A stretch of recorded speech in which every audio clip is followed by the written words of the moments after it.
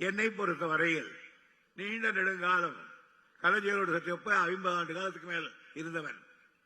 தளபதி அவர்களை நான் இளம் பிராயத்திலிருந்து அறிந்தவன்.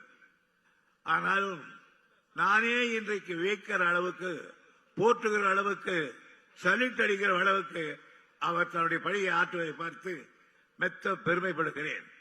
காரணம், அவர் கலைஞரிடத்திலே பணியாற்றியவர், கலைஞரிடத்திலே கற்றவர். அதே போன்று இந்த அடுத்து இருக்கிற நம்முடைய உதயநிதி அவர்கள் அந்த இடத்துக்கு நிச்சயமாக சத்தியமாக ஒரு காலத்துக்கு வருவார்.